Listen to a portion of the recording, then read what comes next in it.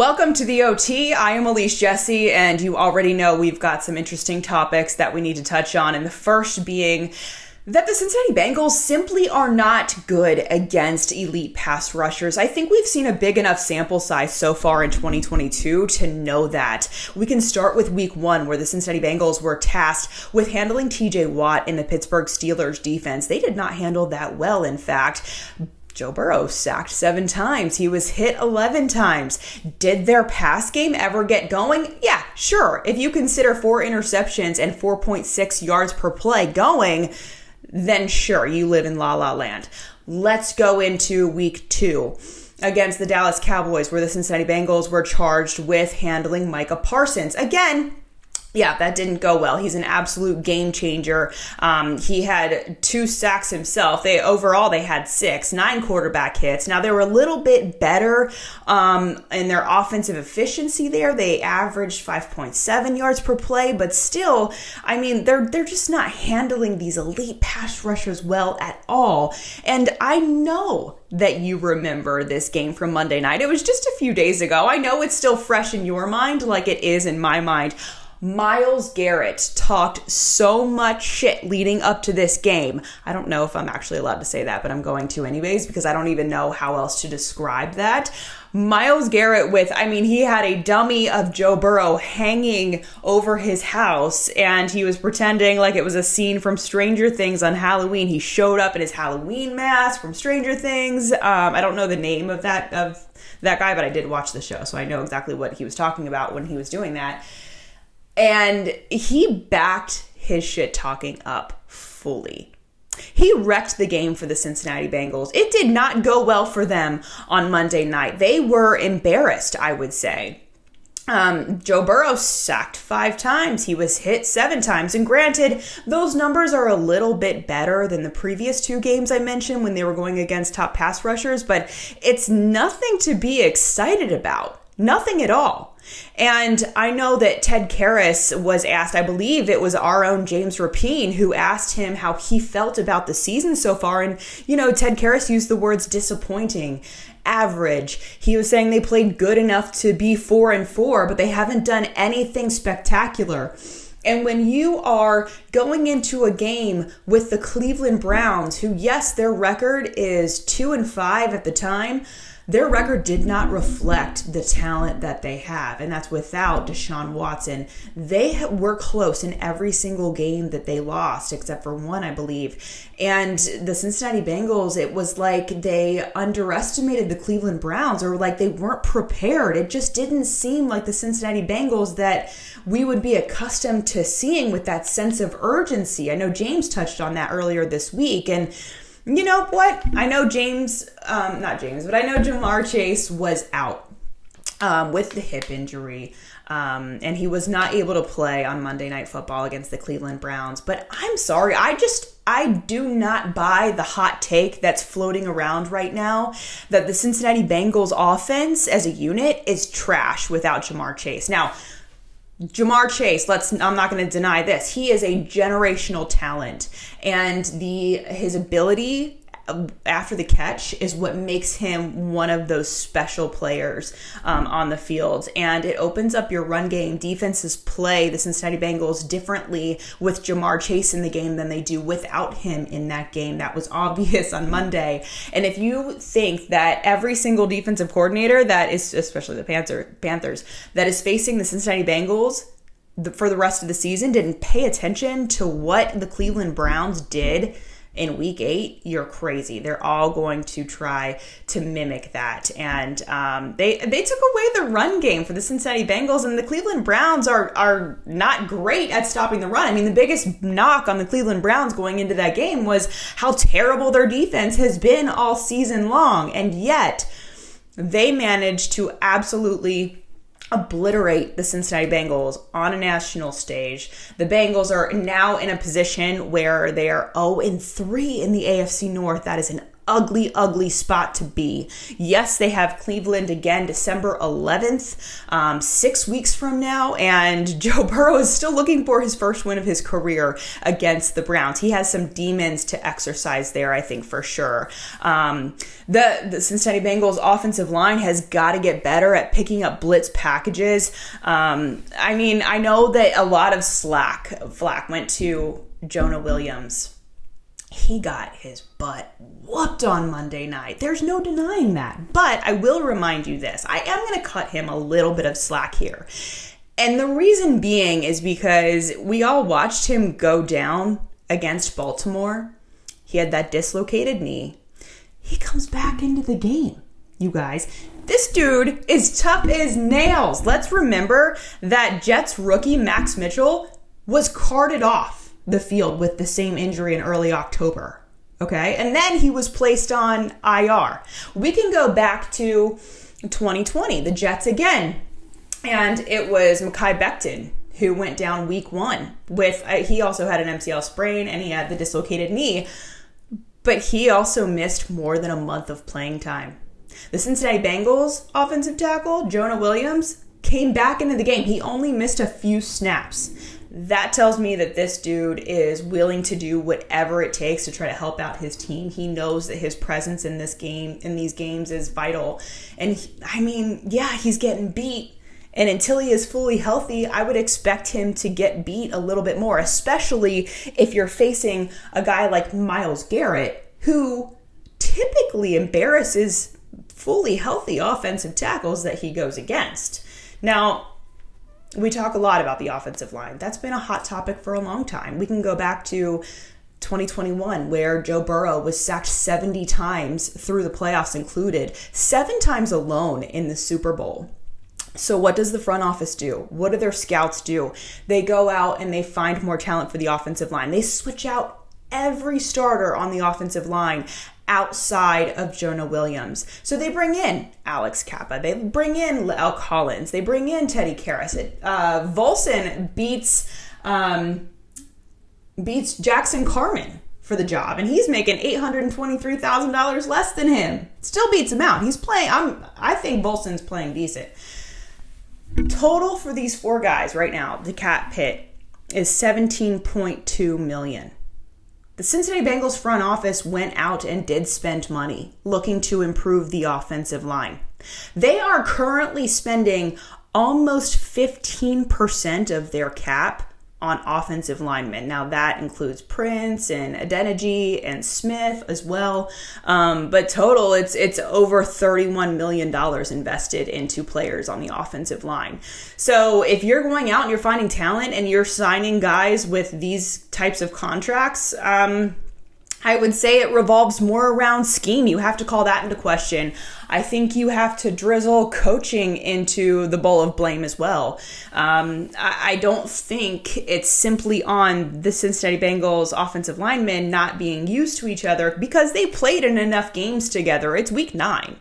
They shouldn't be in a position where they're fighting for their lives every snap. It makes me wonder if they are in a position where they are fully prepared for the defenses that are coming their way. And they will have another test against the Carolina Panthers at home on Sunday. The Carolina Panthers, again, you can't think of this game as just a gimme based off of their record. They are going to come at you. They are fighting with their backs against the wall, just like the Cleveland Browns were.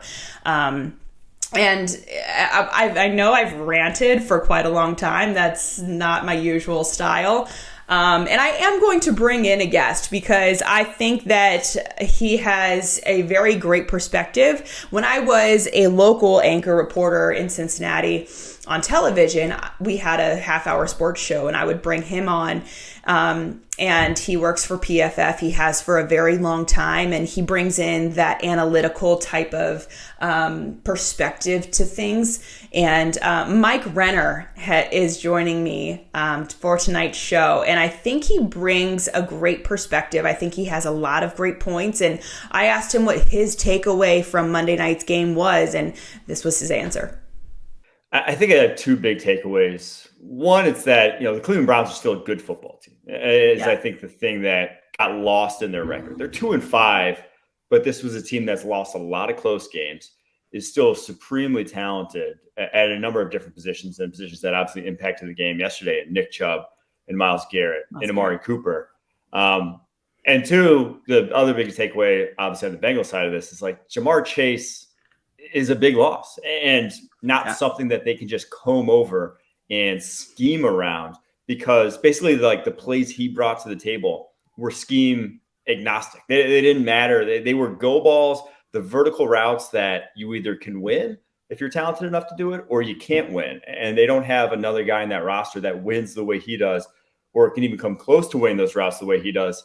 So trying to get those explosive, those big plays he brought to the table just via scheme is not going to work against better secondaries in the NFL. And I think that's the other biggest takeaway that I saw from last night's game. Well, and I think you're right. It's almost like Jamar Chase is Joe Burrow's security blanket in a way. They've had many interviews where both of them have said that they don't even need to verbally communicate. They can communicate via the looks on each other's faces. And when you do not have a large target like that, it obviously throws the defense or the offense off a little bit. But I'm honestly questioning, with the way they played and the way that Cleveland actually played on Monday night, I'm not so sure they would have won with Jamar Chase playing last night. Yeah, that was obviously not their best outing, because, Jamar Chase wasn't going to go out and block Myles Garrett. He wasn't going to, right. Play left tackle for you. Obviously, that was a big issue. I don't think that's, going to cure all ills, but it was going to make the game a lot closer. And I love the term you use there, in security blanket, because I do think a lot of times, when Joe Burrow, when nothing is there, or when, things are breaking down, his security blanket is deep balls to Chase. He knows that even if those are maybe covered or not the best looks, that they're either going to result in an incompletion or Chase is going to come down with it. But instead, I think you saw his security blanket, or what he was when it was under pressure, when nothing was there yesterday, was checkdowns.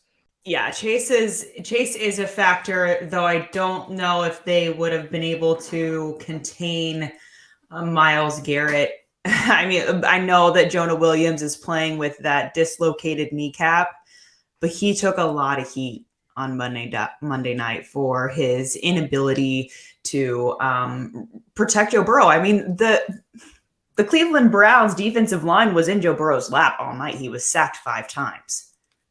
Yeah, and that's one on Jonah Williams. Obviously, you can't just excuse him. You can't just excuse him of not playing well. But two, it's on the play calling. You have to. I don't care who you are. You can't go into a game thinking, I don't care how good your left tackle is, you can't go into a game thinking you're going to block Myles Garrett 1-on-1 when it's obvious pass situations. Like they left him on islands far too often in the Monday night game. I just do think no matter who you have playing the tackle positions, you're going to have to game plan around that. And far too often, as we saw, they did not. And obviously they had other, he isn't the only one you have to worry about in that defensive line, but you just can't feel comfortable about your one-on-one matchup. So some of that comes back down to the play caller and not adjusting. Do you think it's more play calling, or do you think that it's that they just weren't prepared for a guy like Myles Garrett and Jadeveon Clowney as well? Well, yeah, play calling in that you have to basically not call the plays that are leaving your tackle on an island. You have to put, reduce the tight end to chip. You have to get a running back on his side, something to just put Myles Garrett, to make it uneasy for him to not fire off the ball to go one-on-one. Yeah, and I know that many fans in Cincinnati were already worried about the Bengals defense stopping the run. It starts and ends with Nick Chubb. DJ Reader, who is one of the best nose tackles in the NFL, out again since week 3 with that MCL injury. It's starting to worry me seeing Chidobe Awuzie going down as well. They were not able to stop Nick Chubb. I mean, he did anything he wanted to. Over 100 rushing yards, 2 touchdowns, a 2-point conversion. He brutalized them last night. Yeah, that's not unique to the Bengals. He's done that to a lot of teams this year. I believe that's why he leads the NFL in rushing. He's the best rushing attack in the NFL. Exactly. So that was one thing you went into the game knowing that was gonna, not say you give that to him, but you're just hoping to contain them there. It was more, you can't then let Jacoby Brissett beat you with some of the big plays he had to Amari Cooper. That's the part of it where it's like, that's why the Browns have been losing lately, is because ground game has been so effective, but then Jacoby Brissett can't make those plays that actually end up leading to scoring drives. But the Bengals consistently allowed those. I do think the Bengals are uniquely situated to absorb injuries to this defense with how well they've drafted, how much talent they've added in recent years.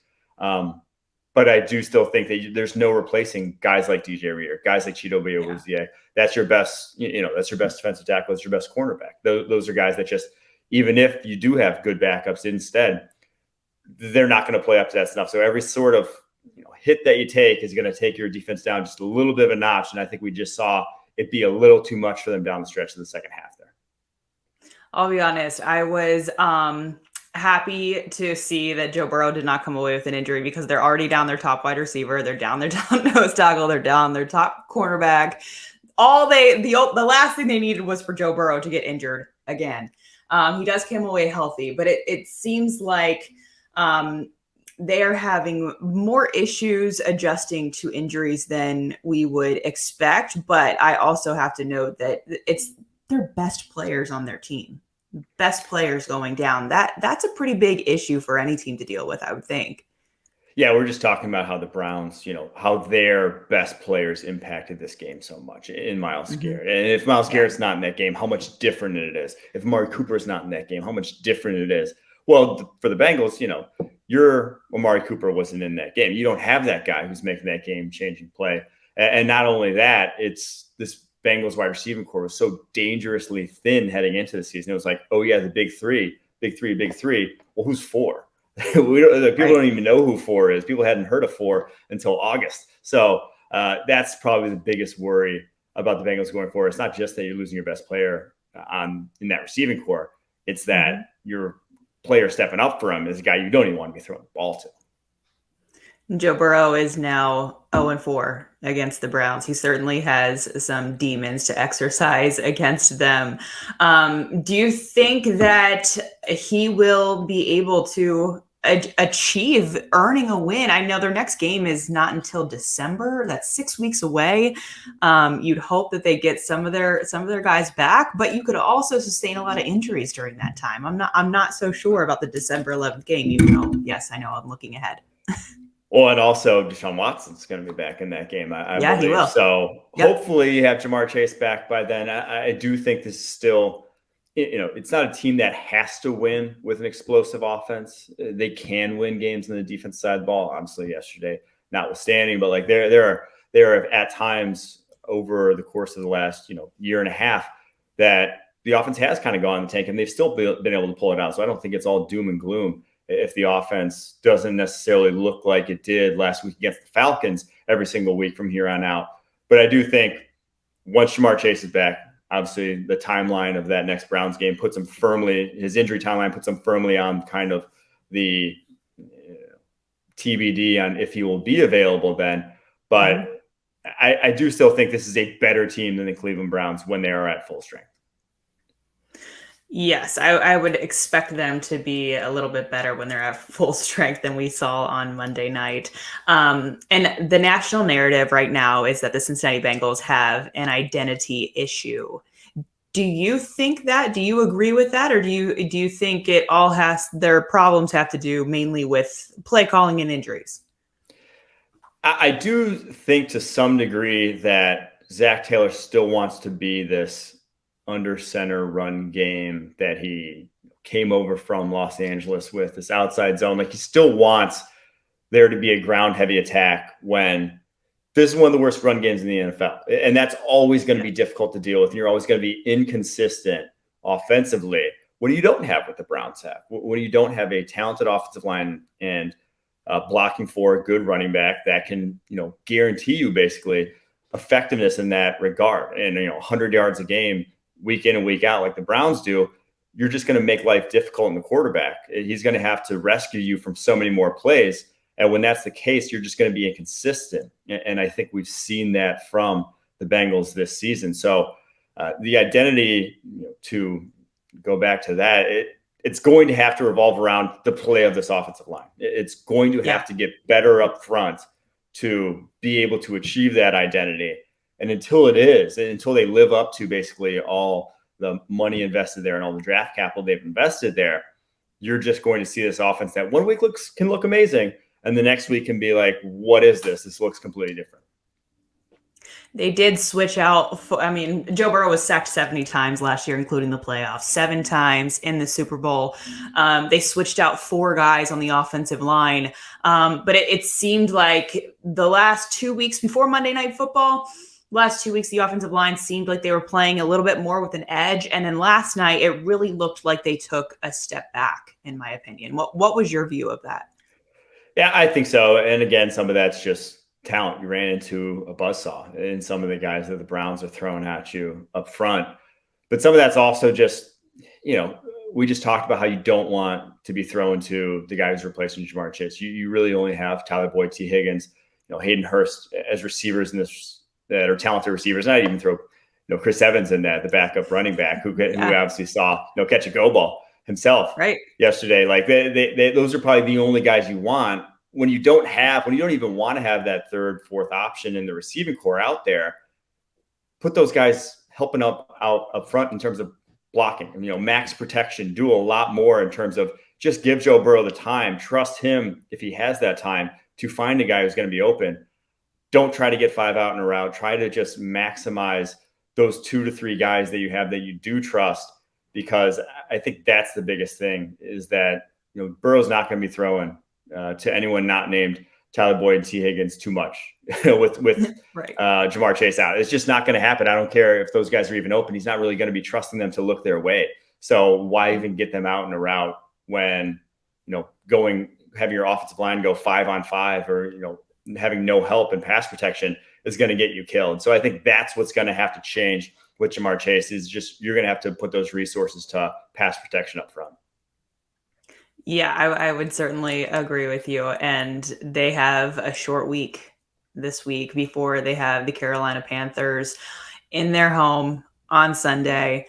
What can you tell us that sticks out to you about Carolina that maybe Bengals fans would be interested in? I think there's a couple things. One, this defense is actually good. Like it is a fast, talented defense. I'm not sure, just because their record might not be great that you can just go in and say, oh, okay, we're going to roll them.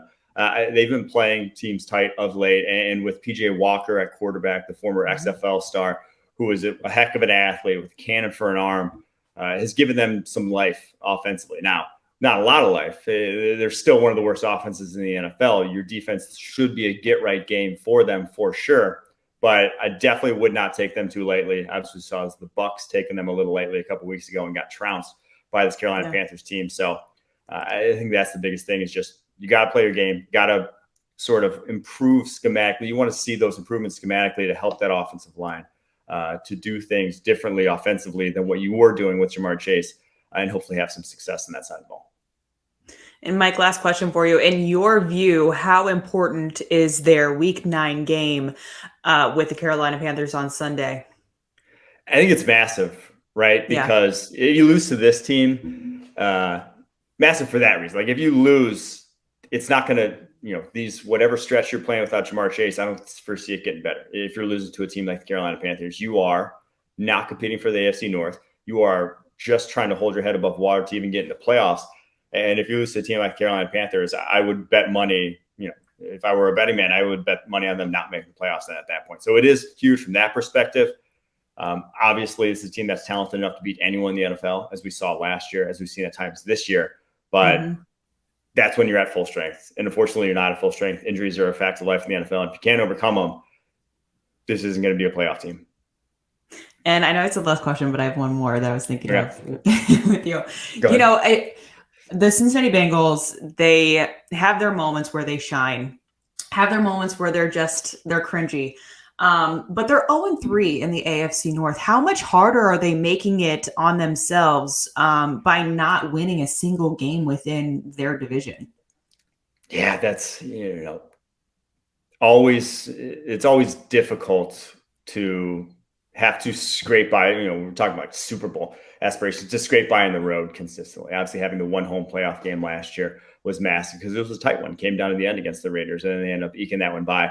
It's difficult to do that on the road, and especially in a division like the AFC North where, you should have beaten teams like the Browns and the Steelers so far this season. Obviously, not having done that puts you really behind the eight ball. 0-3 in that division, you're going to lose any tiebreaker that it comes down to if you have the same record as the Ravens at the end of the season, or even the Browns, who could go on a run once Deshaun Watson comes back here in a few weeks. So, yeah, they've really put themselves behind the eight ball with this start. And a lot of that was, early on the season with a somewhat easy schedule, with a fully healthy roster, them do it their own doing. So that's why you worry about digging yourself too deep of a hole early on, because injuries pile up and things change during the course of the season that you can't always bank on the end of the season run they went on last year down the stretch and through the playoffs. Sometimes it does get worse as the season wears on. So that's why people were so worried about this Bengals team after their slow start. And now it seems like the worries were warranted.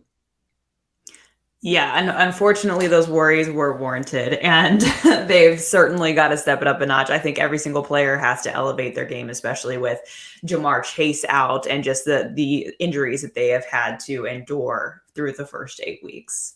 Mike Renner, you're amazing. Thank you so much. I know you're busy. I know you're traveling, and I appreciate you taking the time to join me today.